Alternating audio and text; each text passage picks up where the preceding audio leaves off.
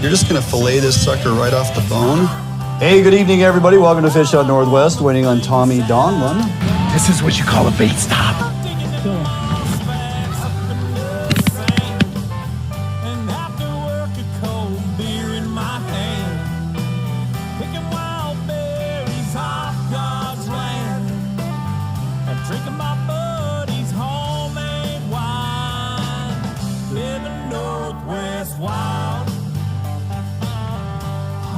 Fishing is my kind of style. I float the Wainuchi when it gets hot. I'm proud of all the things that I've got. Hello and welcome to Fish on Northwest, Winning England, and yes, absolutely, Tommy Donlin. I am back. You How are about back. that? We are back. We've been on hiatus here for a bit, out of studio, putting out content of some previously recorded on the water stuff that folks have been able to enjoy, but nonetheless, it's good content. That's what we do, right? Yeah, so absolutely. It's good to see your smiley face back here in studio. We are live this evening from the Fish on Northwest studio located here at Summit Lake. So appreciate everybody tuning in to join us. Tons of content to get through tonight, Tommy. Yeah, We're going to be hard pressed to get in here within an hour or so. I want to welcome everybody here on Root Sports. If it's your first time jumping on, do us a favor, jump on over to our webpage, www.fishhuntnw.com. There you're going to find a lot of good content, our online store with even some new swag here, Thomas, and of course the FHN20 coupon. The coupon code teamed up with Edge Rods, FHN20 at checkout. You're going to get all Edge Rods, 20% off all the time through us and Edge Rods. Make sure you visit their webpage, click on the coupon. It's going to take you right there. So with that, Tommy, like I mentioned, we got a lot of stuff to get through this evening, and we just be getting back in studio trying to get everything up and running here. But lots of content, obviously. As I mentioned, I hope folks were enjoying our on the water stuff because we had some squid stuff we put out there, and what else did we see? Said some coho fishing. I'm going to try to get out this next week, create some crab stuff. Yeah, crabbing is good right now. Crabbing is good. We're going to get into that a little bit too. Hey, before we get too far along, I got to remind everybody, we still have a couple weeks and we have a couple spots open on our group hunt with Shelby Ross Outdoor Adventures. Jump on to our Facebook page. You're going to see all the information. Or give Shelby a call, 509-750-7763. Talk to Shelby personally. You're going to sign up for our 2-day duck and goose hunt, December 12th arrival, hunting the 13th on ducks and the 14th on geese. It's a 2-day hunt, 2 nights lodging, dinner included both nights, $375 per day, smoking deal, couple spots left. It's filling up relatively quickly. So if you're interested in joining us over there at Potholes Reservoir area, Mardon, with the duck taxi and Shelby Ross, give Shelby a call and get signed up. Like I said, Tom, we've got a few spots available. And that action is fast and furious, let me tell you. And it's a good time. It is. And your day experience in the duck blind will be second to none with that operation they got going on over there. So with that, I guess we better get right to it. Running down the show, lots to get through as we've mentioned here. Brian Lynn, no stranger to the studio, Vice President Marketing and Communications with Sportsmen's Alliance. We have so much information to get through with Brian, Tommy. He'll be on with us for 2 segments tonight. Who are these groups that are coming after WDFW, the commission, and how dangerous is their agenda? We're gonna put that all out there. You and I have talked a little bit about this in the past. Brian's going to really tell you what's going on, not only here in Washington State, but on a national level, so pay attention. We're going to catch you up on some closures and some opportunities that are still out there. Then we're going to really start drilling down on some hard knocks here, Tommy. WDFW Coastal Steelhead Virtual Town Hall 3. What did we get or not? Guaranteed to make you mad to a point. A little bit disappointing, couple glimmers of hope, but mostly it's like a piñata filled with carrots, Jordan. Big case of disappointment, all right? And then Tommy and I got to walk you guys through a little history lesson on the commission, excuse me, the general makeup of what's going on there now and what the future holds as we have some seats coming available here at the end of the year. What's that look like? Who's vying for those positions, and how important is this? Well, we're going to let you know. And of course, we'll close out the show. Try to catch everybody up on some of the stuff we've been out doing. Yeah, right. It's been a while since we've been in here together. It's been a while. Been 2 bulls and a handful of bucks and a handful of crab and a handful of coho ago. Yes, yeah, all of that. The freezers have been getting filled both on the ground and in the water, and it's been a pretty good fall season for us here in Fishing Northwest. We've been out there enjoying, creating content, but more so, harvesting when available. And yeah, we did all right in the hunting realm this year for sure. I think we filled every tag we had. We did. I haven't taken an opportunity to go fill my turkey tags. I still got some fall time to maybe try to do that. Yeah. We'll see if I could pull that. We'll see if I could pull that one off. That would be a nice finish to the opportunity there. Appreciate everybody signing up here tonight, jumping on. Lots of you guys saying hi, and yep, Kyle and Jeff, looking forward to getting over there on the hunt. Again, grab your friends, tell them to join us. We've got a lot of great content to get through this evening, and it doesn't do any good for Tommy and I just sit here and talk about it. So want you all to weigh in and listen up and share the content. Invite people on to the platform here, because we got some information to get to. We're going to jump out for a quick break. We come back. Brian Lynn, Vice President of Marketing of Communications Sportsmen's Alliance, will join us via the Zoom right here when we get back. Fish Hunt Northwest. Defiance Marine is the one-stop shop for the Pacific Northwest angler. Defiance Marine guarantees the best price on a new and best service on a repower for your current boat. Defiance Marine is a Honda Premier dealership and one of the largest on the West Coast. Defiance Marine is a boat dealer who proudly sells Defiance, Allied, and Arima boats. All boats are built by West Coast fishermen for West Coast fishermen. Defiance Marine has all your boating needs to help you get out on the water. If you're looking for the best fishing rods in the world, you really do need to take a look at the Edge rods. I designed and built new machinery, and I think this new machinery has enabled us to build blanks like no other company can build without this equipment. There is no other rods in the world that are as good as these rods. You owe it to yourself to take a good look at them.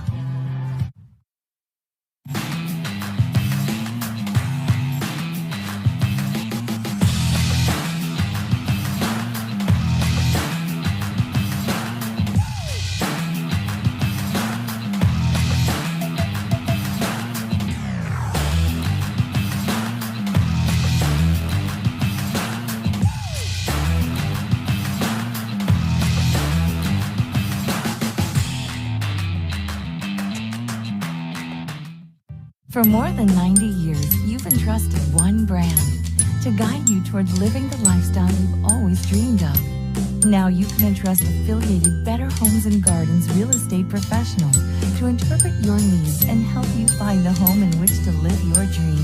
Through every stage of your home buying or selling process, and through every stage of your life, there's Better Homes and Gardens real estate. Expect better. All right, welcome back to the show here, Fish Hunt Northwest, winning with Tommy Donlin. And Tommy, you and I have kind of had a conversation previously about some of these outside groups, organized, financed groups, both in-state and out-of-state, that are really starting to weigh carnage on the efforts of WDFW and the commission to do their job and manage our fishing and hunting in the future. Yeah. And it's getting pretty damn serious. That's right. They're trying to manage the managers. They're trying to manage the managers. And one person that has his head buried deep into this stuff and does it day in and day out in his line of work here in Washington and, of course, across the nation. Brian Lynn, Vice President of Marketing and Communications at Sportsmen's Alliance.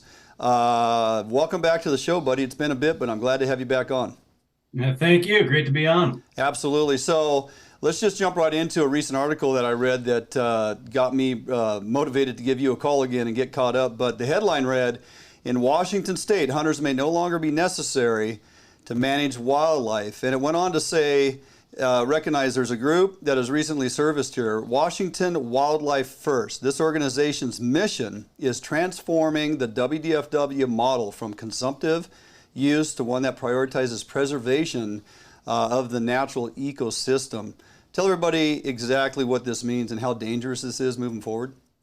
Yeah, this is as dangerous as it gets. These guys, Washington Wildlife First, which is an offshoot and supported by all the big names, but Humane Society of the United States, Center for Biological Diversity, Defenders of Wildlife is in there. Big money, big influence. And there's also a group out of New Mexico called Wildlife for All. And that's kind of where they're taking this. It's an offshoot from them. And all of this is about removing hunters from the wildlife management model that we use. That's worked for 100 years. They want to remove hunters and protect your predators, which then they think will control the ungulate populations perfectly, like a Disney movie or something. Yeah. They're not, there's a lot of things wrong with the model, not the least of which is funding and how they are going to fund it. But this is a movement that they have brought to Washington. They're trying to take it national, but they have success here in Washington, given our game commission, and that 5 out of the 9 right now agree with them. They're part of this movement and this belief system. And so they're advancing their agendas. And you can see it if you've ever watched a commission meeting of how they're muddying the waters and trying to reduce predator management across the board. Brian, we're going to dive into that commission makeup and composition a little bit later, and how that dynamic is working or really not working out. But, one of the big fears that sportsmen have, and rightfully so, is that this group, Washington Wildlife First, has been bending the ear or getting some special time with our commission. Is there any truth to that?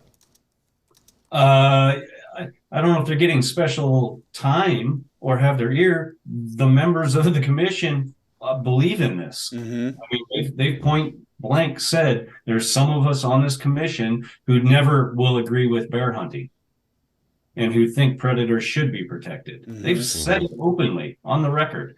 So it's not a matter of getting special treatment. It's the commission, the majority of the commission now believes in this line of reasoning. And so they have the ear of Inslee. Barbara Baker stated in a commission meeting that she was responsible and worked with the governor to make sure no shill groups, i.e. hunting and fishing groups, had a commissioner that was appointed this last go around. Interesting.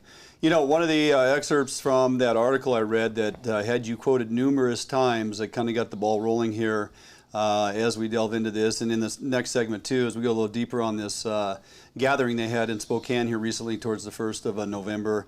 The Washington Wildlife First to the Commission, they want them to emphasize the intrinsic value of individual animals, a healthy ecosystem that is reliant. This realignment, would de-emphasize hunting as a wildlife management tool and devote more agency resources to non-hunted and fish species. You kind of mentioned that, but the handwriting's on the wall. I mean, their goal is to basically, as you stated, utilize predation, which is, currently in the Washington state out of control. They just want to expound on that even more and do away with, when you lessen the herds, you handcuff WDFW's opportunity and ability to give permits for hunting or tags for hunting. So once the animals are gone, we're no longer needed. Yeah, and once the animals are gone or at such a level that it can't sustain hunting, because we hunt the surplus, right? The biological surplus. Right. Once you lose that biological surplus and you're at just a standard level, that is just sustainable, not growing, is sustainable, they have to remove those tags. You remove the tags, you remove the funding that comes in from hunters. Right. And so now you've broken the model. Yeah.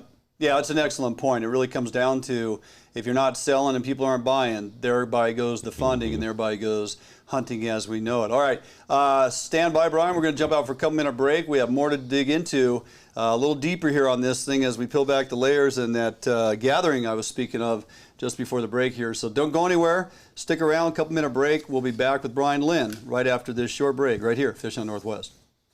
Allied, the new leader in heavy gauge aluminum boats. Allied boats have standard reverse chine and lifting rakes to help you plane faster and run at lower RPMs. Allied boats have several models to choose from, ranging from a 19-foot Mustang all the way up to a 32-foot Liberator. So regardless of what type of heavy gauge aluminum boats you are looking for, Allied Boats will have it for you. Contact Allied Boats today to learn more about these incredible fishing machines. Hi, this is Joe and Megan from Archery World. We have 4 store locations. We are at the Lacey location right now. I just want to highlight some of our camping gear. We have Mystery Ranch packs. We have Crispy boots. We have 6-hour optics. We carry Havalon knives. We carry Garmin products as well. So it's not just archery. We want to try to make this one-stop shopping for you guys. And so if you need it and it puts you in the outdoors, we probably have it. So come down and see us.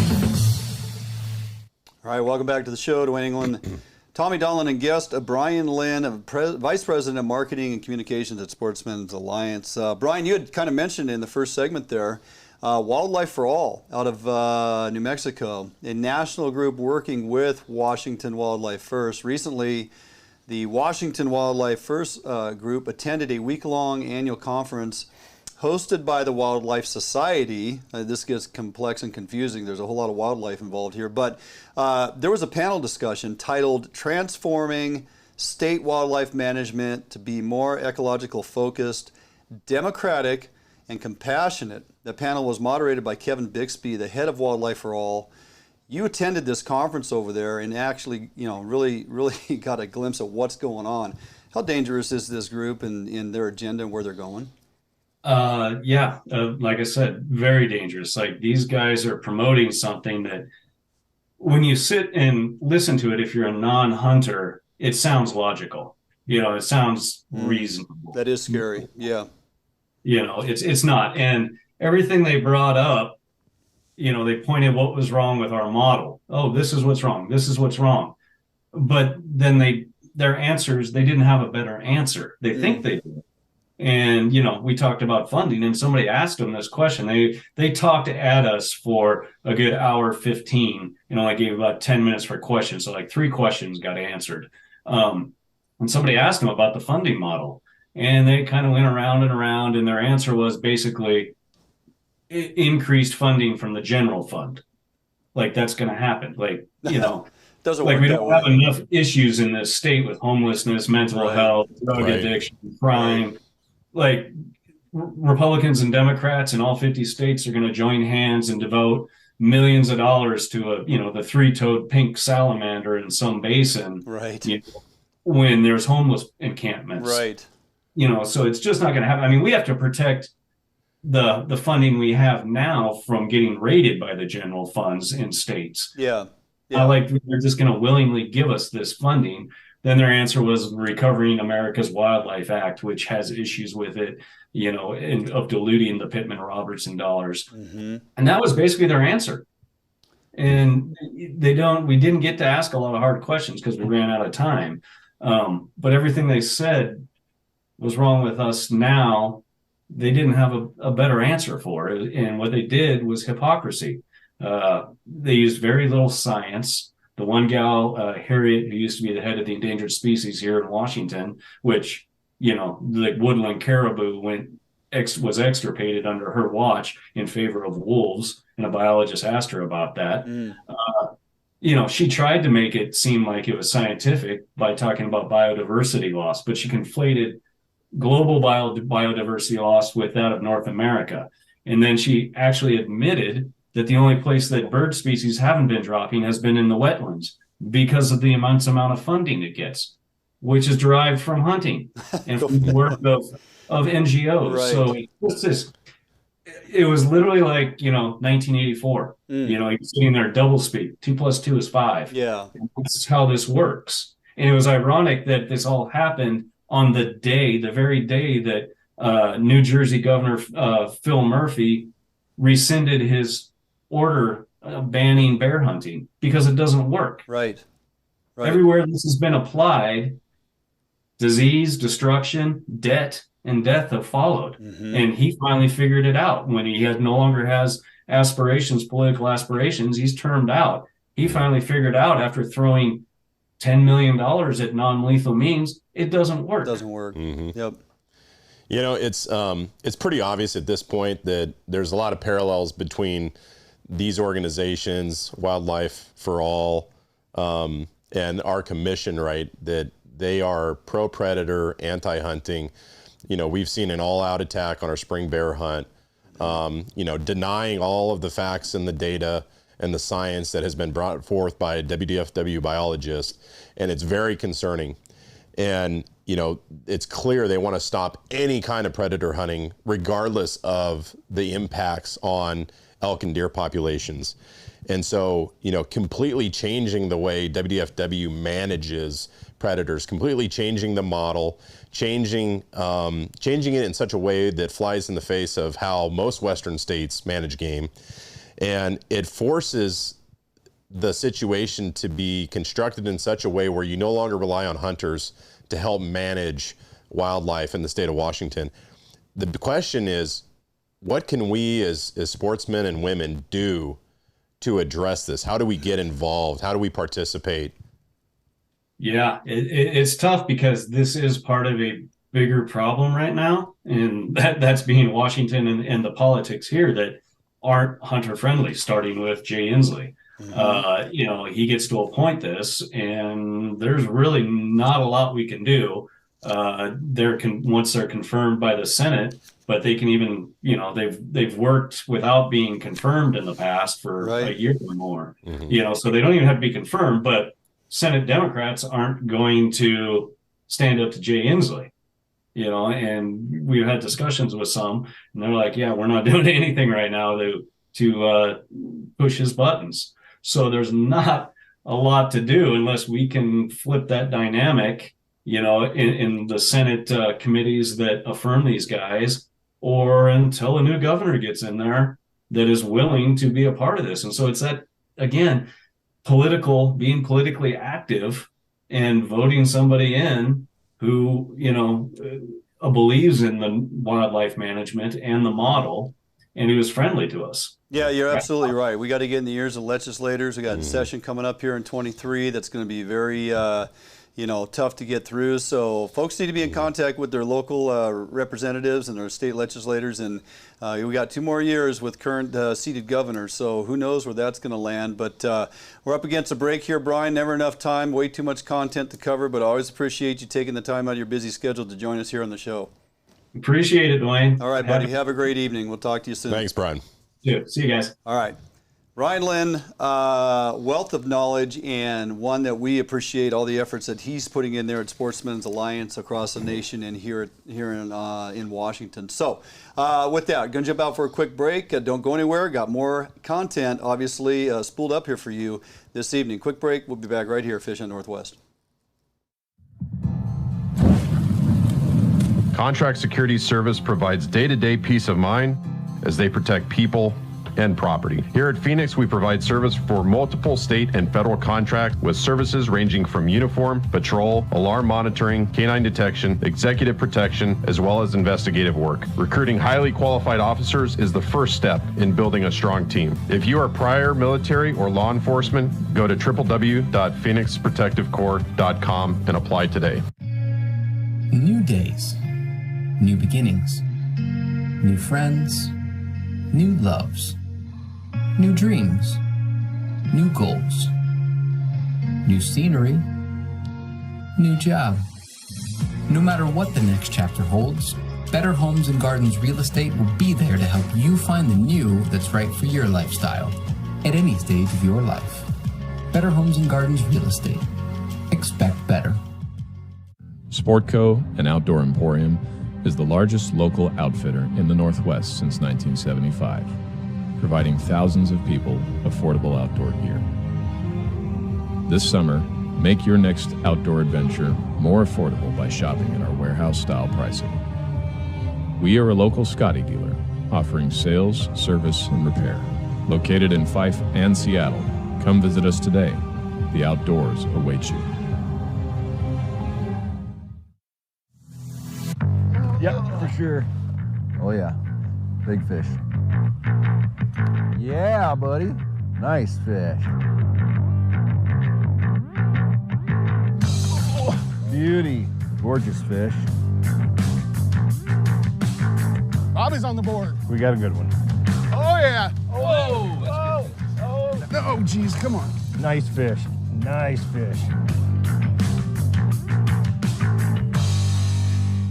All right, welcome back to the show here, Fish on Northwest. Tommy, a couple things to make mention of before we get out of here. Hey, if you didn't know or hadn't got the emails, razor clam digs are put on hold once again due to domoic acid. We had some great dates scheduled here, although this week I don't think I'd want to be out there in the surf digging clams. No. It's a bit Tiddly cold. bit It's going to be a little about 28 degrees here tonight. So razor clams closed all beaches until further notice due to acid levels. Yep, we got another closure coming up too as of today. Yeah. Area 11 Chinook is closed. Done. Wah, wah, wah. Yep, it's 97 retained, and that was only fishing 4 days a week. But you know what it was? It was the Shaker City problem. We had too many sub-legal encounters. The old sub-legal encounter comes back to bite us every time. It does. That is the number that ramps up exponentially, especially if we're using small gear, coho killers, and really small spoons. Got to get up to those 3.5s, 4s. I mean, go with the bigger spoon, bigger hoochies, right? 6-inch hoochies, plugs. Great alternative for those wintertime blackmouth. So that's closed now. Now we got to wait till we roll into January.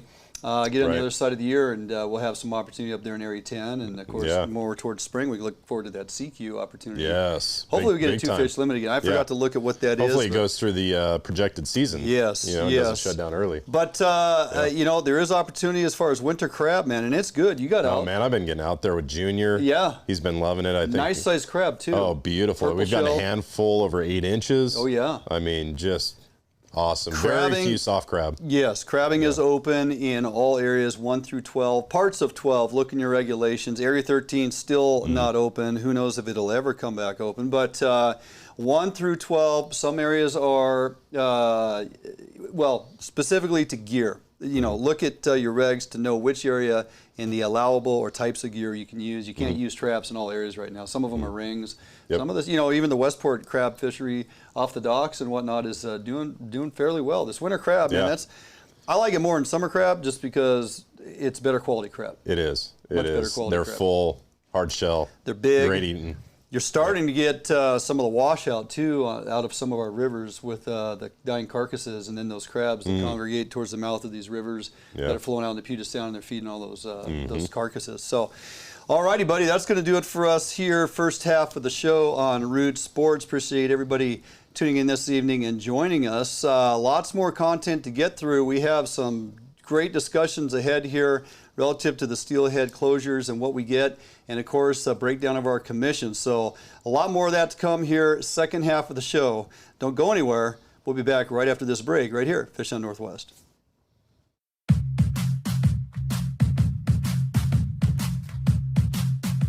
Hi, we're Joe and Megan Malico, owners of Archery World up here in Lacey. We're a full pro shop, so we have full pro service also. We have a huge indoor range.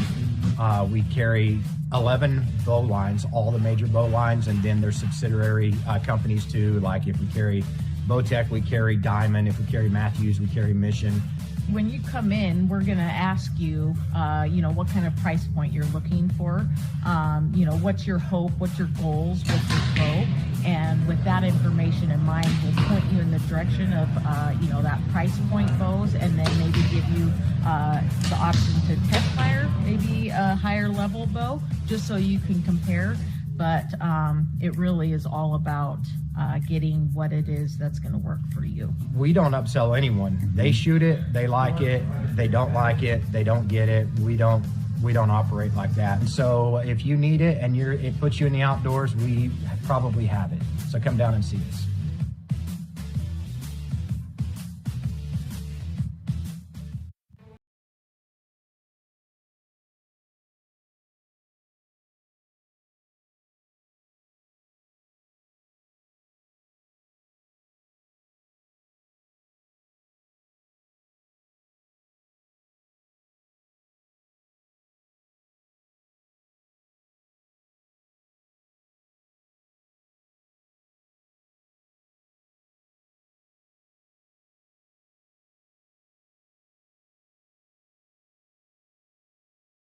Welcome back here, Fish on Northwest. Wayne and Tommy Donlan coming to you from the studio. And second half of the show here, buddy, we have quite a bit of information to get there's through. a lot to cover here. So I have, for the most part, been paying attention to those Steelhead, those Coastal Steelhead virtual town halls online. Couple of those nights we were doing the show, and I had to watch it afterwards, but I watched it to make sure I was taking notes and paying attention.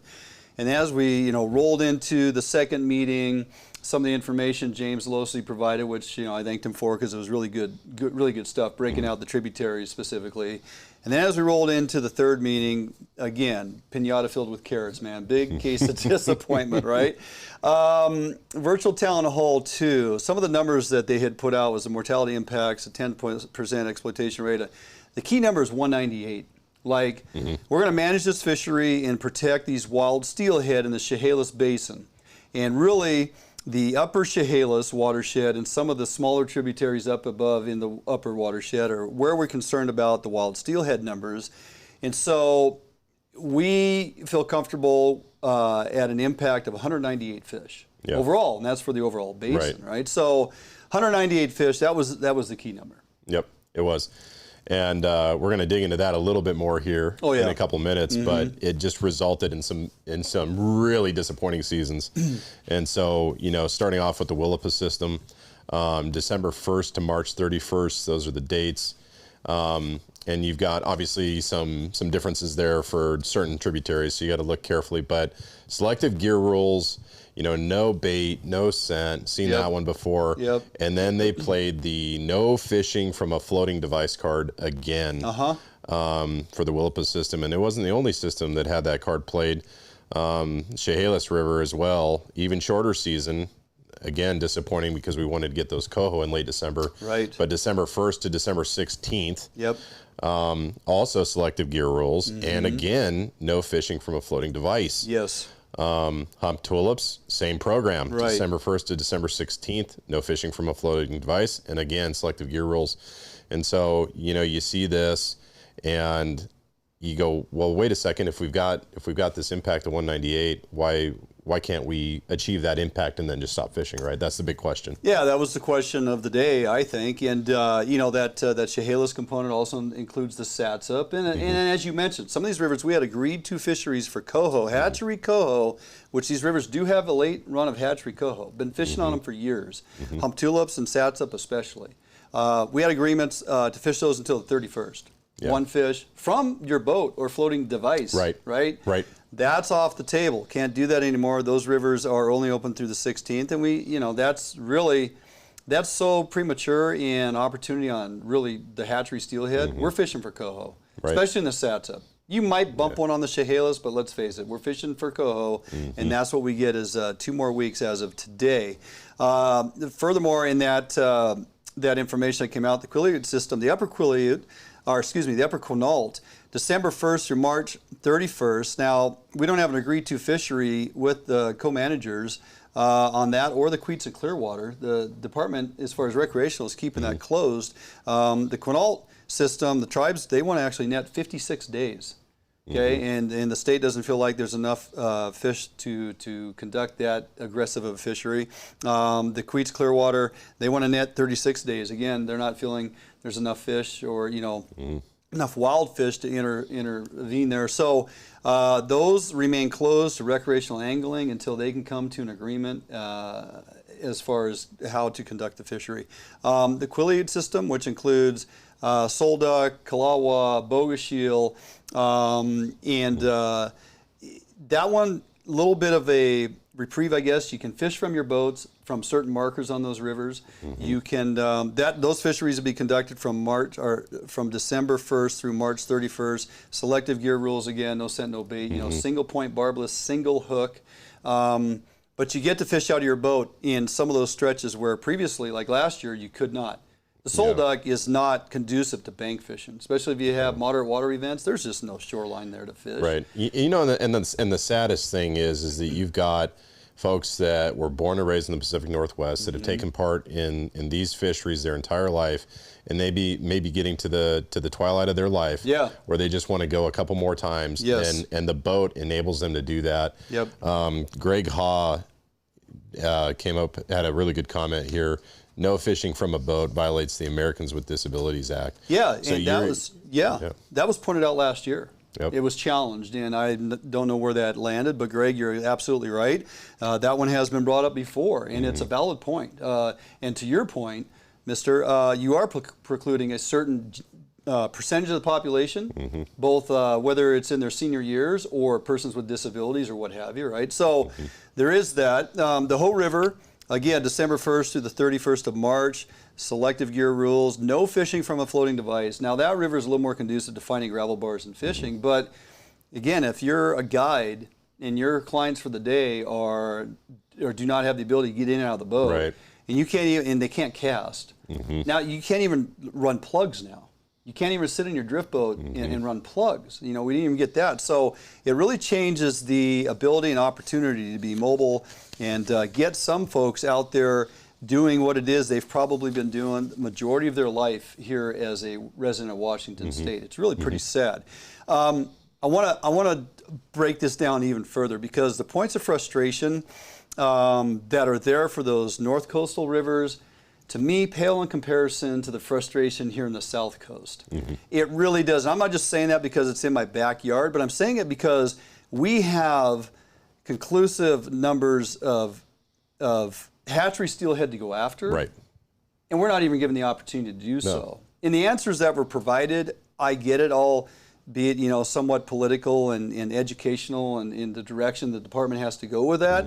But I'm not happy with the answer nor the outcome, and a lot of other people are extremely frustrated. So I want to kind of take a look here at this Chehalis Basin, more so the Satsip, Wynoochee, and Skookumchuck. First I want to take a look at the tributary performance over the past 25 plus years. I think that graph there is about 27 years in concurrence. The last 3 years that are circled is what I'm focused on, Tommy. You'll see in there, based on the color chart, that let's talk specifically about the Satsip and the Wynoochee. Now, the Wynoochee has a really good abundance of hatchery steelhead year in and year out. They put a lot of effort into that, as well as the summer run program, which performed unbelievable this year, which would make you feel on the heels of a phenomenal coho return and a fantastic summer return, there's a glimmer of hope that we're going to see a decent amount of hatchery steelhead coming into the Wynoochee this season.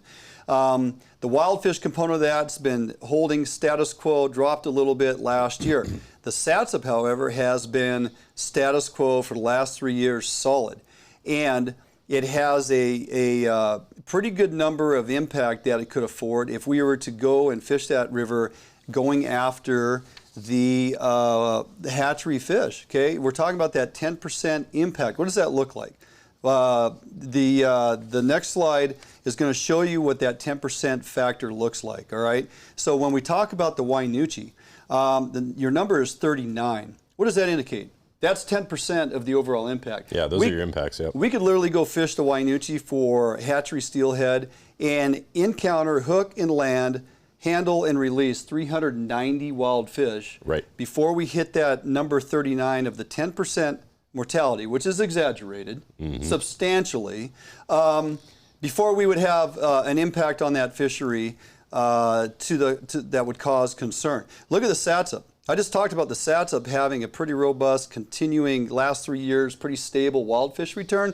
We could encounter 580 wild fish on the Satsip, catch and release, 580. Now I can tell you this, for fishing that river for 35 years, you start seeing wild fish somewhere, maybe early February, definitely by mid-February. But you know, we should have the opportunity to target those coho, if nothing else, all the way through December, and not have any issues of impacting wild steelhead on the Satsop. Right. We should also be able to fish from a boat for the entire month of December. This all came down to answers provided in the meeting the other night when I asked a question. Yeah, and see, this is why you should be mad, right? Because 100%. what Dwayne's telling you is that there's enough fish that you can, you know, catch 390 or 580, depending on if you're in the Wynoochee or the Satsop, and then achieve your wild steelhead impact en route to catching all of your hatchery fish plus your coho. Yeah. Right. And then, you know, with the thing that really kills me about this, you know, you've been fishing these rivers for years and years and years, and you know the timing of the runs. Yep. You know typically when those hatchery fish show up, you know, when those wild fish show up, when those coho are present, and it is precluding a prime portion of the season where the impacts would be just minuscule on those wild fish, and you could get coho and your hatchery steelhead. 100%. Look, the conservation concern as it is the upper Chehalis watershed. Okay, so by right, I mean, close the Chehalis. Don't allow fishing. Work with the co-managers, minimize your gillnet impact. We're going to talk a little bit about numbers here in a minute. But that is the concern, that upper Chehalis watershed, getting those wild spawner escapement onto the gravel and some of those upper tributaries that, you know, that trickle into that upper watershed, right? Everybody would agree, everybody in the room would agree with that. We are talking about tributaries of the Chehalis that have hatchery production programs on them. The Skookumchuck last year, 3,800 steelhead, hatchery steelhead that went to surplus. Nobody had a day to fish for them. This year, I will say conservatively, we're probably looking at 2,500 hatchery steelhead on the Satsop and Wynoochee. Now, the bios may tell me you're way off, but I'm just going to go with that number over years of recognizing, let's say, an average, right? A soft average. Right. We're going to have 2,500 fish on each river that we don't get to go after at a time when those Wynoochee fish, those hatchery fish, are returning December, January. Those Satsop fish are returning historically January into February, but I can tell you the last couple of years I found more hatchery fish in December on the Satsop and it really surprised me. So I put more effort in over there, and it pays off. So we're looking at hatchery returns December, January, February. Those wild fish in that Satsop start returning, you know, February, March into April. Man, we used to fish that thing into April on the broodstock program. Phenomenal fishing, and that's when you really start seeing a higher encounter rate of unmarked fish, right? Yeah. So the fact that they made these decisions that we don't get to go after these hatchery fish, we're surplusing all these hatchery fish. There's people watching this going, why are we putting money into these programs, and why are you putting all these hatchery fish in the rivers if we're not going after them? Yeah. What is really, I consider to be no opportunity in this Grays Harbor region, right? Not even for our coho. I asked these questions in the town hall. A lot of folks tuning in tonight that were tuned into that meeting heard me give those numbers and ask, why are we putting those fish in if we can't go after them? And more so, why can't we go after them? It comes down to inability to come to agreement with the co-managers, the tribes. And to that I ask, why does the Quinault Nation care? If they're going to net the lower river for their 6 days or whatever it is this season, and they have a whack at them, and they're actually, you know, they're early, right? It would be early December. They're going to get primarily, much like us, they're going to encounter coho, hatchery and wild coho, and they're going to encounter some hatchery steelhead, early hatchery steelhead. The chances of them getting a wild steelhead is pretty nil. But my question is, why do they really concern themselves with our opportunity as recreational anglers in the upper tributaries of this basin, going after planted steelhead, which, based on the Bolt decision, the co-managers are entitled to 50% of all wild fish when conducive to go after, right? And 50% of all fish produced by the state of Washington. Okay, so we're fishing on fish produced by the state of Washington. We're just trying to get our 50%, our lion's share. This hatchery programs have been there for years. They give us opportunity. It gives the state money to continue the programs because we continue to buy licenses and everything we need to do. And these fisheries sustained economy, right? Now they just want to say, no, you can't do those fisheries. You know why? WDFW doesn't have the resources, the money, the personnel to document and count creel sample at the takeouts or sonar if they can ever get to there. In other words, Tommy, they're not able to count the fish coming out of the river or talk to you as an angler. What was your encounter rate today? How many wild fish did you release? Because we can't produce that information, which has never been requested before. Right. And I'm not talking about the upper Chehalis encountering wild fish. I'm talking about tributaries far removed and away that don't impact those wild Chehalis fish in that upper tributary. Which is just asinine because you got the money to build the hatchery, but you don't have the money to check the anglers at the boat ramp. I mean, that doesn't make any sense to me. I put this information on our Facebook page, buddy, and I also posted a video that was an excerpt from a presentation WDFW did to the commission's what's the name of fish committee? Yeah, the fish committee, which is wrapping their head around this steelhead management with the implementation of the new Coastal Steelhead proviso. A lot of language in there, boring read for most of us, but it really is crafting the future of how they're going to manage coastal steelhead here in the state of Washington, both the north and the south coast. It's important to be up on that stuff and what the department is pushing to the fish committee and how they decide how they're going to manage this thing.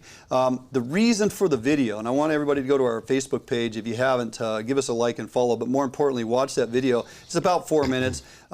Fish program director Kelly Cunningham, who I have the most respect for, went on record to say, hey, there is no, because Jim Anderson, he asked about cutbacks in steelhead production. And Kelly Cunningham went on record to say, I just want to make this clear, there is no information in the proviso to limit or reduce or reduction in hatchery steelhead production. That's not in the proviso, right? It's not part of the plan. So there's a lot of groups that keyed in on that, and me personally and whatnot is like, oh, that's interesting. My phone blew up for a couple days, and folks are like, we would like to see the department put that language into the proviso, as in, hey, there's no plans to reduce hatchery production as far as we understand, and this is moving forward how we're going to manage that proviso. I just wanted to get that information out there. It's all kind of wraps in here on the information Kelly Cunningham gave me as far as an answer the other night, which I appreciated, but it comes down to lack of funding. With lack of funding, lack of creel sampling, and with lack of creel sampling, lack of agreement with the tribes, the co-managers, is where it's at. And really, in any case, right, you got to ask the 5 whys, right? You ask the first why. The first why is, well, we didn't have the funding, right? Right. Well, then you need to ask, well, why don't we have the funding for this, right? We know that we're going to have these hatchery steelhead. We know that we need to catch them, right? Because we don't want them on the wild spawning beds. Correct. Right? Yep. And so Director Cunningham also said, well, hey, the money that is required to monitor the catch rates and the creel reports was never put into that 2023 to 2025 legislative budget ask. Correct. And that's a huge miss, right? Yeah. And so, you know, here's the deal. Now they need to go ask for it in this next legislative session. And if they don't get it, right, and they're asking for 5.9 million, it's not a small number. No, it's a good chunk of change. If they don't get it, or they get a portion of it, potentially we may not be able to fish for these hatchery fish until 2025 or later. Yeah, because if the money's not there, and if that's the holdup, if that's the hiccup and the cog in the wheel here, is that we don't have the money to put boots on the ground, or we can't put sonar in the rivers, and we can't monitor factual data, we can't recruit or ask of the recreational community to help us gather data, because we have nobody to give that to. So as I expressed the other night, we're just on this hamster wheel, right? We knew last year the complete failures of the management and the inability to allow us to fish. What are the takeaways? What did we do to improve? Well, we went to ledge session. They got all kinds of money for creel sampling. You and I talked about it on this show, for saltwater fisheries throughout Puget Sound. There's a huge increase in creel sampling, and most of you guys and gals, if you're fishing some of our opportunities there in Puget Sound, you probably talked to a fish checker or two. I know I did all summer long. They were keeping on top of that stuff for a big reason. They manage these fisheries based on quota. Yes. In our saltwater fisheries. And in our saltwater fisheries, we've really been noticing more real-time management, right? Yeah.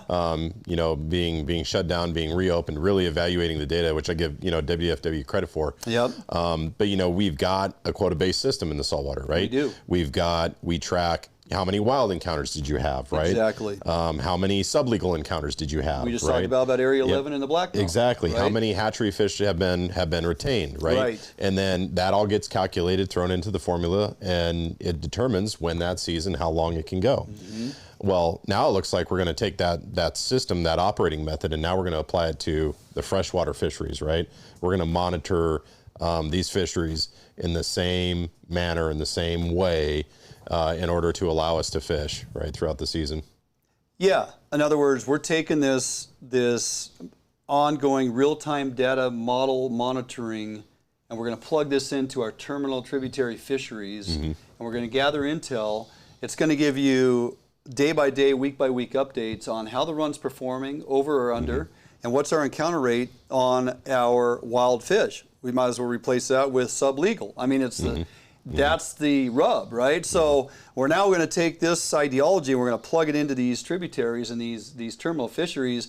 And if you're a recreational angler, and I've thought about this multiple times, like what is the resolve, or what does this create? So I feel like if I tell that fish checker, yeah, we got our 4 hatchery fish and we encountered 3 wilds and let them go, and they document that. And then the next angler walks up. And so, right. Rinse and repeat. And everybody's giving them that information. And then you get a small group that on social media starts saying, hey, idiots, if you tell them that we're encountering all these wild fish, they're going to shut us down. Right. But I can also tell you that if we get into, say, beginning of March, and you're on a system that historically has wild fish showing up, and everybody is saying, nope, hey, there's no wild fish, they're going to go, we're in trouble. Yeah, we need to shut it down right now. We need to shut it down. They're either really late, or the ones that are going to eventually show up, we need every single one of them to hit the gravel. We cannot afford 10% mortality, so we're going to shut it down. There's no win here. Yeah.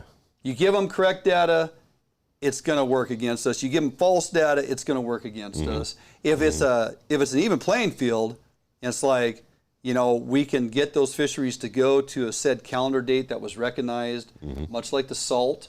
Unfortunately, usually gets the blackmouth fishery in Area 11 right now was supposed to go to December 31st. Right. It made it to December 1st based on 97 fish caught and 97% of the sublegals, right? Yep. So it's a double-edged sword. My biggest frustration of this whole thing, right, is we have co-management, but we don't consider the method or the effort equally, and we don't impart recognizing catch on an even basis. Right. And the other problem I have too is with the mortality rate assumptions. I mean, we've had, our Oregon brothers come on and talk about the broodstock program down there. And they're taking these wild fish out of the river systems. They're putting them in a tank on their boat. They're driving them down the river to a pen, dropping them in the box, right? And they hang out in this little box, and then they pull them, and that's their broodstock program. And you know what their mortality rate is? It's 2%. What is our mortality rate? 10%. Catch and release, like right away back. Right back into the water. I know that one is still waiting for WDFW to truly generate statistical data that substantiates that 10% mortality rate because it's extremely high. Getting back real quickly before we get out of here on this topic, my frustration with the way we look at impact. Okay. Yeah. So historically, the co-managers fish on a calendar, whether it's number of days per week or a targeted date on a certain month. Okay. Historically, here in the Grays Harbor region, we have seen where they would put in conduct their fishery, agreed to fishery, right? Everybody working together and trying to sustain and get as many days on the water as everybody wants on both sides of the table. I get that. We want our side, right? So you can't fault them for saying this is our numbers, this is what it shows, this is what we're going to go do. Okay, whatever. Yeah. But the date on the calendar, whether the preseason forecast is right or wrong or right on the head, And if they're not catching as many fish as they should be, well, the run's underperforming. But we're going to keep fishing because maybe they're just here late. Right. We're catching abundance of fish. The run's overperforming preseason forecast. We're going to keep on fishing because there's just a lot of fish. Right. Okay. And we're going to fish until that date, right? It's frustrating because this year the impact number is 198. Yeah. Why can we not come to the table, co-managers and WDFW, both recognize each side the impact's 198 fish? Tommy, you use whatever method you want to employ or deploy, and when you hit 198, you're done fishing. You're like, cool. Well, my method is recreational angling, catch and release, and that's going to probably get me on through till, who knows? Maybe all the way to February, maybe March, right? Now I'm going to put a commercial gillnet in the river because we're going to get coho, we're going to get early hatchery returns, and eventually we're going to start having the impact on the wild fish. And when we hit 198 fish, we're done fishing. You're done. Might be the end of January, might be January 10th. The calendar agreed to fisheries said April 15th. But the impact was achieved early on in the opportunity. So there you go. The good news is you got the coho, you got the excess hatchery coho, you got some of the early returning hatchery steelhead, which helps everybody out because the last thing we want is a bunch of hatchery steelhead hitting the gravel. Right. And the fact that we're not fishing for them, the wild fish folks are just sitting back drooling right now. That's right. Looking at it from a point of, oh my God, as soon as we get a really high percentage of these strays getting onto the gravel, we can prove that. Boy, oh boy, good thing we got a lot of money because we're going to sue Washington State. We're going to go after WDFW. We're going to shut down their hatchery programs. Yeah, you're just giving them their case right now. 100%. That's right. Right? So there are more legs to this thing that spawn off of the fact, and no pun intended, with the inability of us to have opportunity to go after fish when we rightly, should do so. So just some points you and I in discussion had thought we should bring out tonight. I would hope folks are kind of thinking the same thing. What can we do moving forward? Well, I'm not exactly sure. Some folks are getting on social media at this point, talking about perhaps fish-ins, getting some more media involved, really uncork this thing and let folks know what's going on in the state of Washington, because I know a WDFW and staff, James Losey and everybody, Kelly Cunningham, you guys are working tirelessly. I know you're up against it with the co-managers. The negotiations cannot be fun. I don't know how you guys sleep at night, but I really think there's more that can be done. And if it's a financial thing, I can tell you this much, this next week I'm on the phone with legislators that I know, and I'm calling them to say, is there an opportunity here? Will you guys get a hold of your constituents and start working this thing out? Is there going to be money available? If that's what it's going to take, money in the pockets to put the persons on the ground to give us opportunity to help collect data, then let's do it, because I want to get back to steelhead fishing, damn it, in this state. I'm tired of it. Or at least like review the entire budget and determine if a reallocation is appropriate. Now that's another good call. Absolutely. Or understand if you're underutilizing the budget that's been allocated in certain areas. And redirecting that budget to the monitoring for these river systems. 100%. Right? There's a lot of things you can do. Folks are asking what you can do. Norm Chaplin, what can anglers do? Just that. Contact your local representatives and your state legislators and get in their ear. If you can get time with them or get them on the phone, send them emails. As we roll into 2023 budget session, WDFW is going to be asking for a lot of money. Now look, last year, on the heels of last year, Tommy, the lead session came out. I was blown away with some of the monies WDFW was finally given in their budget. I would like to see that duplicated again. I would like to see them be given a decent amount of money to handle some of the areas they are concerned about and monies that they need. If they get the money and we don't see these programs get implemented, then there's going to be some serious madness going on. I think people would literally try to figure out how to strike up lawsuits because this is out of control. I like Zach's recommendation in the comments, and he effectively just kind of summarizing his comment. Why don't you make a volunteer program, right? And then have one director of that volunteer group for a given river system, right? And that person is responsible for coaching, teaching, managing, and executing on the statement of work that is creel monitoring, right? There are organizations that would be more than willing to do that. I mean, Puget Sound Anglers group is tremendous, huge, and would put in their time to stand at boat ramps all day and count fish. A good buddy of mine who's an enforcement here in the state reminded me that master hunters in the state of Washington have a certain amount of community service time they have to do every Yep, year. they You do. can put those folks at specified boat ramps to collect data. Yep. It's not that it has to come out of the pocketbooks of WDFW all the That's time. right. They just Yeah. need to ask for the help, Exactly. and not December 1st. They need to ask for Right. help in September. Right. Let's think proactively, not reactively. Absolutely. All right. Yep. We do have a couple more bits of information to get through. We want to get you guys up to speed on what's going on with the commission, how the time critical nature of this as we move towards the end of this year, and what that looks like moving forward. So we're going to run a little late tonight, but some good information nonetheless about the commission. Jump out for a quick break. We come back. We'll be talking about the commission right here, Fish on Northwest. A Northwest favorite for almost 40 years, Arima boats are manufactured with pride in Bremerton, Washington. All Arima boats are built without any structural wood materials. That is why Arima boats are backed with a lifetime warranty. Arima can offer every boat with Honda outboard packages so that you can take advantage of the reliability and 5-year top-to-prop warranty from your Honda outboard. Call or stop by Arima boats today and let them help you get into your very next boat. If you're looking for the best fishing rods in the world, you really do need to take a look at the Edge rods. I designed and built new machinery, and I think this new machinery has enabled us to build blanks like no other company could build without this equipment. There is no other rods in the world that are as good as these rods. You owe it to yourself to take a good look at them.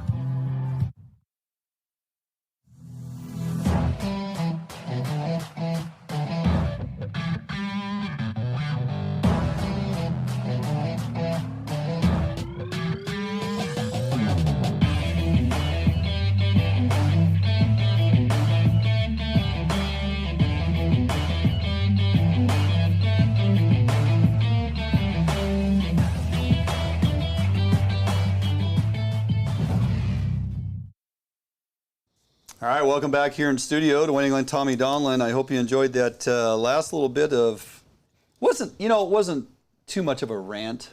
No. It was put it out there. You got to make people aware of what's going on here. You do. You do. Now look, some Yeah. of this are the opinions of you and I. Yeah. But a lot of it's garnered from reading into what's going on and paying attention to what's going on. And I think it's a valid point. So appreciate everybody's comments on here. Lots of comments tonight, and I will later tonight after the show get on here and try to get back on top of some of these here and provide you guys answers and keep the conversation going. Really appreciate it. Tommy, so we've kind of alluded to the current makeup of our Fish and Wildlife Commission here tonight a couple times, and they just keep rearing their head because things come up. Once again, they had a meeting, voted on the spring bear for 2023, killed it, done deal, not happening. We knew that was going to happen. We knew when they were going to bury it in policy and rewriting policy and all these things. They went as far as in the previous couple of meetings to tell WDFW, don't even come to us in the winter or late fall to talk about spring bear in 23 because we're not. Right. We don't know what the policy is. We don't know what the policy is. Right. We're not doing it. Yep. So let's kind of break it down for folks that don't know. You and I have become familiar with the names of these cats on this panel, especially the more recent 4 who have been appointed. The current chair, they're in the House of 5. We got 4 staples that you and I tip our cap to. We do. And so let's just run down the 4, supporters of the outdoors, of being a sportsman or woman, just loving what we do on the water and in the fields and in the hills. So these have been, the proponents day in and day out, and not just for, those looking, to hunt or fish, but also for wildlife, right? It's a conservation model. So these are the 4 that have promoted that conservation model. So Don McIsaac, Dr. Kim Thornburn, Molly Linville, and then Jim Anderson. Yeah. Those are the 4 that have really supported both, wildlife and the hunter fisher. Yeah, 100%. Now, Barbara Baker is the current chair. A little history on a few of these folks, Tommy, just timeline-wise, which I think is key here to understand when they've been appointed to the commission and when we've seen this transitional shift, right? Barbara, she's been on there since 17, and her term is up here in 22. She's currently the chair. She totes the line with the mindset of where this state is headed. I'm pretty sure she's already let Inslee know that she would like to be reappointed and she would like to retain her chair. And I have a high assumption she will get that position back.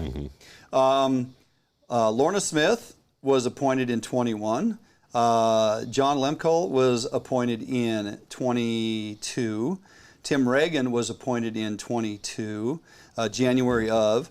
And Melanie Roland was appointed in January of 22. So these junior, these 4 very junior, and you remember, Fred Kuntz was also appointed at the same time. He was one of the zookeepers. He was one of the zookeepers with Lorna Smith, Yep. January of 21, and he resigned in less than a year, just over a year. Doesn't matter. Those 4 getting on the Fish and Wildlife Commission here in Washington State under the guidance of Barbara Baker, chair, makes up the 5 anti-hunting fishing. It does. Yep. That is how the commission is separated right now, 4 to 5. The thing that's coming up here, you guys need to be aware of. We have 3 of the seats coming up for reappointment. As I already mentioned, Barbara Baker is probably going to submit if she hasn't already done so, and will probably be put back in the position of chair. That's right. Okay. Don McIsaac, who's been a strong ally advocate for us for a long time, both in hunting and fishing, has said, I'm done. Right. I don't blame him.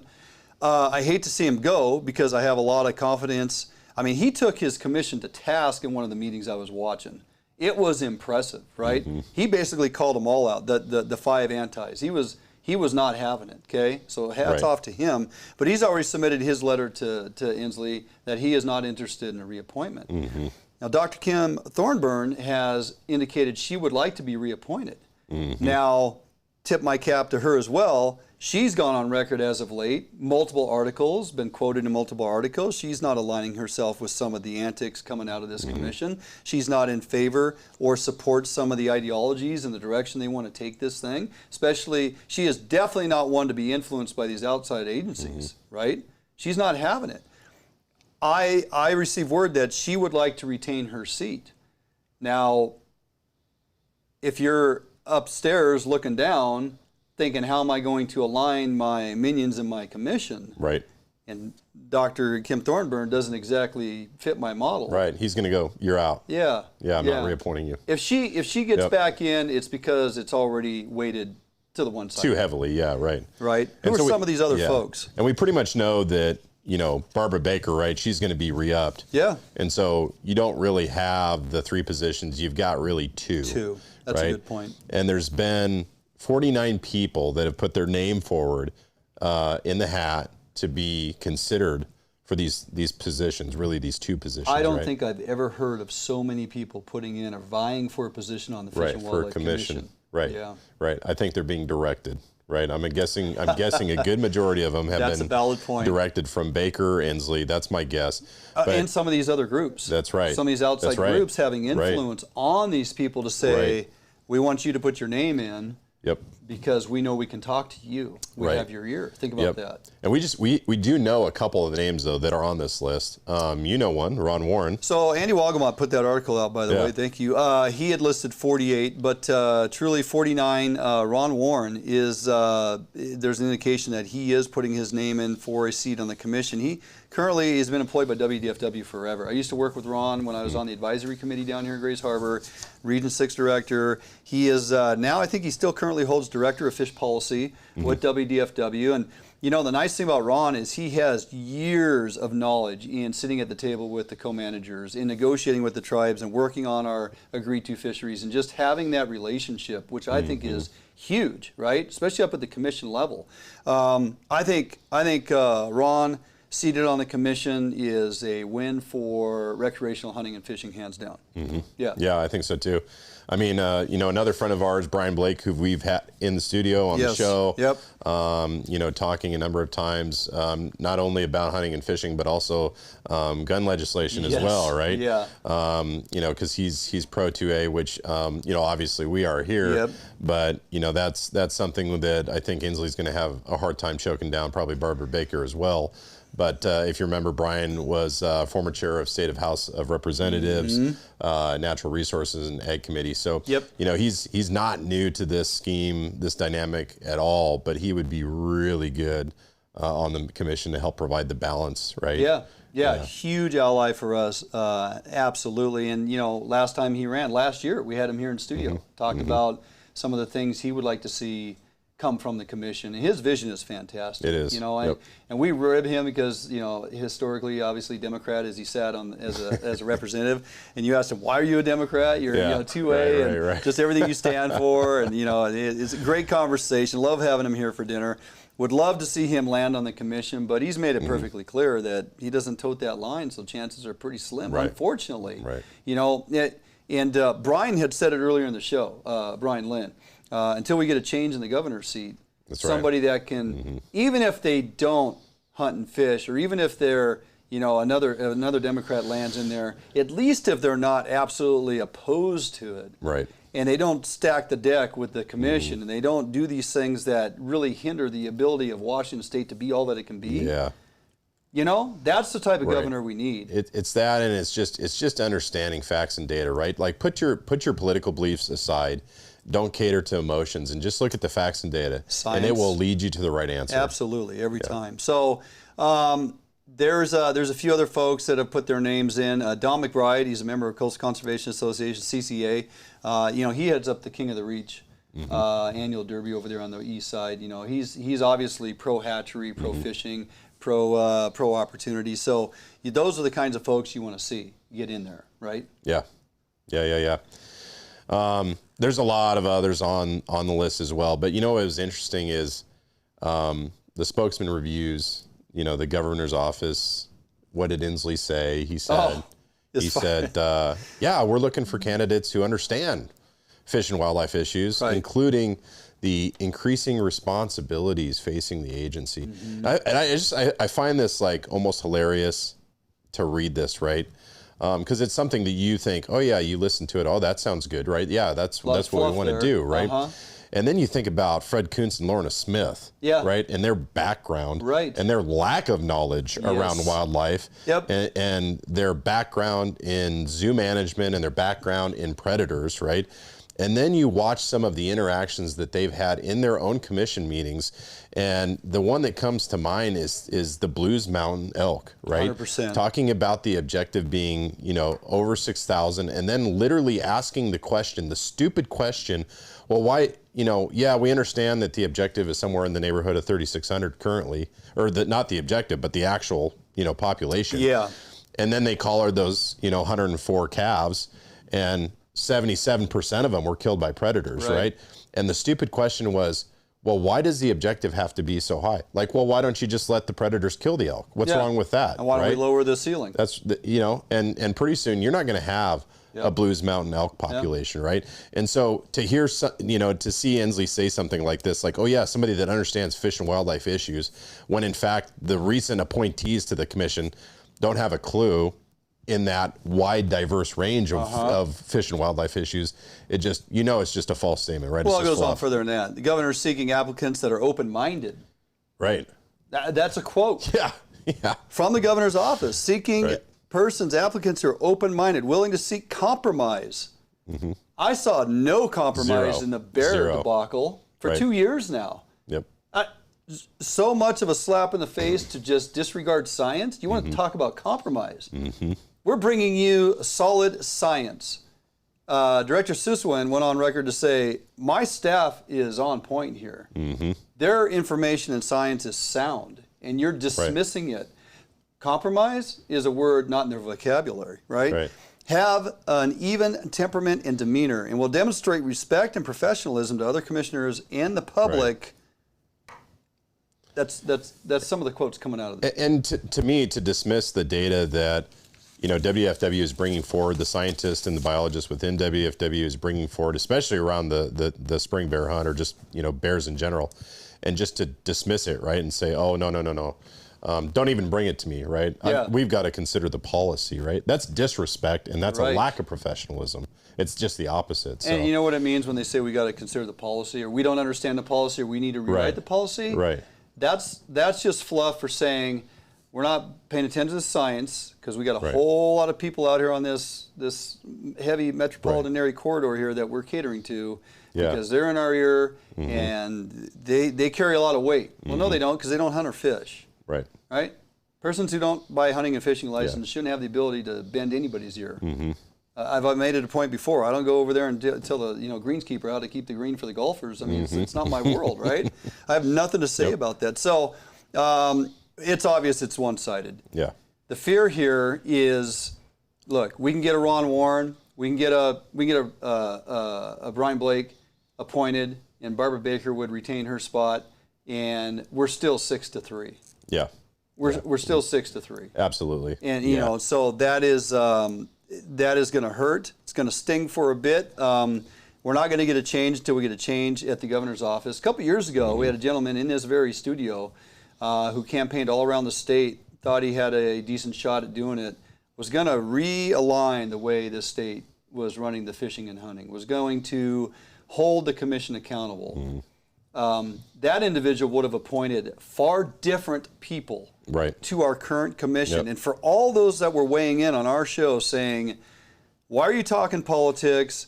And the governor has no say in the future of fishing and hunting in Washington State. I'm here to tell you, you look at the dates of those appointed in the last 2 years and who's sitting in that governor's seat the last 2 years, and look at what's happening to our fishing and hunting. That's right. So you got to take that for what it's worth. I'm here to tell you guys, yeah, we fish and we hunt.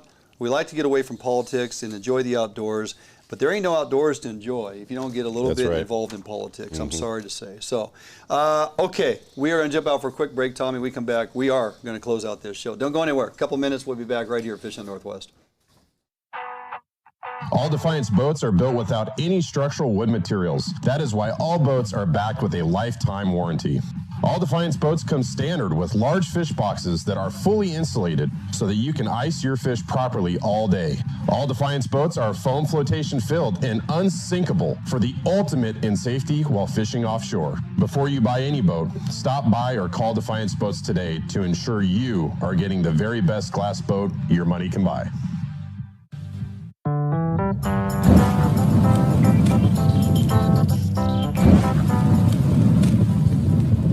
Cutbacks in funding and fewer law enforcement resources are affecting our businesses and communities. If your business is feeling the effects, Phoenix Protective may be the solution you are looking for. They offer security solutions customized to meet your needs. From remote video monitoring in their 24-hour control center to a proactive, experienced security professional on site, Phoenix Protective has over 20 years experience in ensuring the safety of their customers. Team members are highly trained and proactive, giving them the ability to adjust to the changing needs of their customers.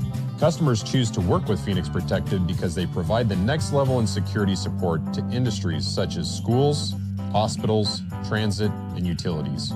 For a security assessment to see how Phoenix Protective can help you and your business, visit their website at www.phoenixprotectivecorps.com and select Contact. All right, welcome back here in studio as we wind it down. Great dialogue there, Thomas. Absolutely. Yeah, for everybody chiming in here, appreciate all the points of reference in the comments. Keep them pouring in. I will, and Tommy will. We'll go in afterwards and try to make some answers on some of this stuff. A lot of valuable information here, and the only way to move forward is to have these discussions, get educated, and help get this massive machine more knowledgeable. So a few points to make before we get on out of here. There was a couple of emails getting passed around, Tommy, on a successful Gillnet buyback program. Remember last year when we talked about money's coming out of legislature, they allocated $14.4 million for Columbia River current license, active license being held for Gillnet buyback, and it looks like upwards of 169 total non-tribal Gillnets were purchased through that program. As I read through the article, if I remember right. Do you know if they were active or non-active? So there was like 40-something of them that were not active. The ones they purchased were all currently active or had fished in the last few years.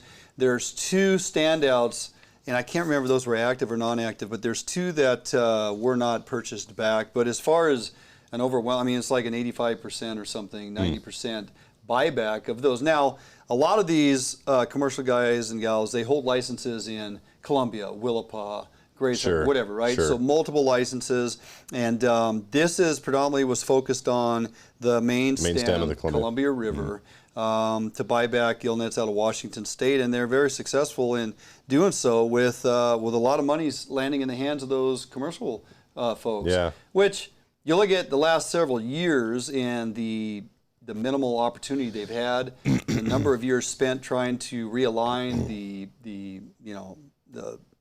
rules and regulations that govern their opportunity or lack thereof at times, and how constrained they were because of bad, returns of wild steelhead on the east side, Sure. all those things. Yeah. Some of them finally just sort of like, I'm done. I'm done with this forget Columbia it. River. Yeah. Right? And I think, some of that funding was to go to, folks that would go on board the vessels to document and understand impact to wild fish runs, Monitoring, right? yeah. Monitoring. So I'm interested to see, what we hear from that. I am too. surprised to see that many people, give their license back for funding. What I'm kind of, I guess questioning is, you got that quota. Does that mean you're just going to have a fewer number of boats going out and still getting that quota? As we talked about before, yeah. Can they get the quota? Yeah, and then, I don't know. What does that mean if it's determined that those gill netters cannot, obtain their quota during that season? Does that allocation then get given to the sport fishermen, right? Because we all know we got to get those hatchery fish, right? We do. And so it makes sense to me that if, why not have the more selective gear choice, right, which is us, okay, lower mortality rate and very controlled, have us assume, some of that take in order to make sure those hatchery fish don't reach the grounds. I agree. And for anybody that says, well, the recreational community can't possibly catch that many fish, what was our percentage of take on the Tules in the lower Columbia? I mean, we exceeded by 200%. Given the opportunity, a number of days on the water and days per week in a long enough season. Yeah. Well, let me do it in the ocean too. That's fine too. Yeah, we grab in the ocean too. So, we've been busy. We've been out of studio. Glad to be back in studio and starting to get on top of a number of these topics. This is that time of year, Tommy. We find ourselves kind of shifting from a lot of the on the water and in the woods content that we're out there creating, and we shift back into mode of. And we can't help it. This is the stuff that fills our inbox. This is the stuff that is going on. This is the stuff that, as we move forward, keeps us off the water, out of the woods, as I like to say. And so, look, just around the corner, we're going to be into 2023.